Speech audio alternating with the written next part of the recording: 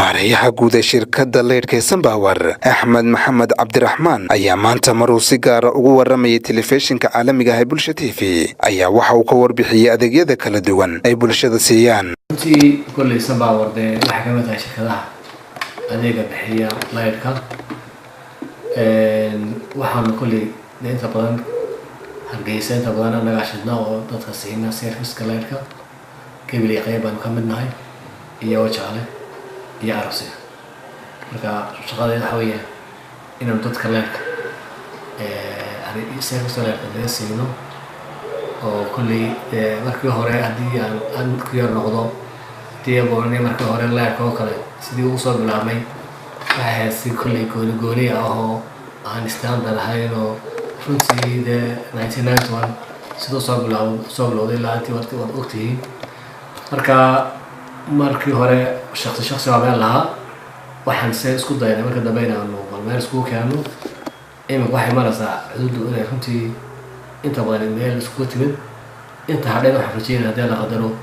inaan meel iskugu nimaadno. dhanka kalena waxa uu maareeyuhu markii ugu horeysay ka hadlay isla markaana aragtidiisa ka dhiibtay go'aankii uu madaxweynuhu ka soo saaray sixir bararka dalka aafeeye saameynta weyn ku yeeshay guud ahaan bulshada reer Somaliland ee hoos loogu dhigayo lacagta doolarka isla markaana kor loogu qaadayo lacagta dalka ee Somaliland shilinta.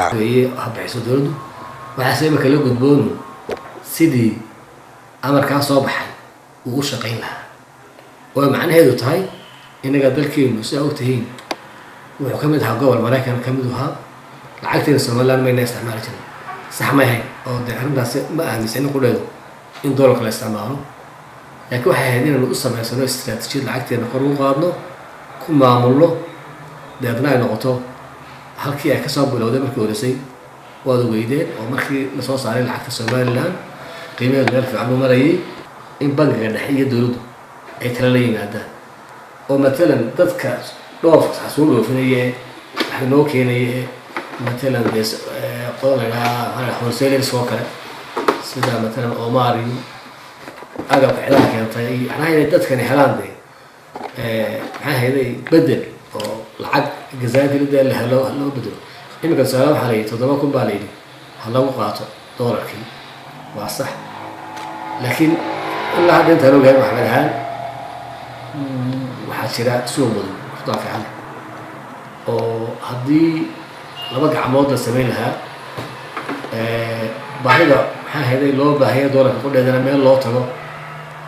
ugu dambeyntii Axmed Maxamed Cabdiraxmaan waa maareeyaha shirkadda Sambawar waxa uu talooyin dhinacyo badan taabanaysa u soo jeediyay xukuumadda iyo guddida loo xirsaaray in ay dabagal ku sameeyaan sixir bararka dalka aafeeyay. talooyinkaas ayaa waxaa ka mid ahaa in la sameeyo go'aan dan u ah isla markaana ay ka faa'iidayaan labada dhinac ee wax kala iibsanaysa isagoo mar kale umrahaasi ka hadlayana waxa uu yidhi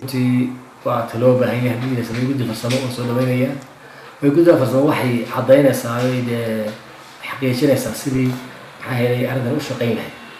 marka haddii la sameeyo guddi farsamo ma baan ogeynaa runtii aad iyo aad soo dhaweynaya waanu shaqaynaynaayoo halkay waxa ka jiraan iyo sarafka laftiisa iyo sidii haddii qofka sarifaya laftiisu uu helo position amba meel uu ku ciiri karo oo markuu baahda kasoo qaadanayo waxa laga yaabaa inaanu kor u qaadin. Cabdi Wali Yusuf telefishinka caalamiga ah ee Bulsho TV magaalada Hargeysa.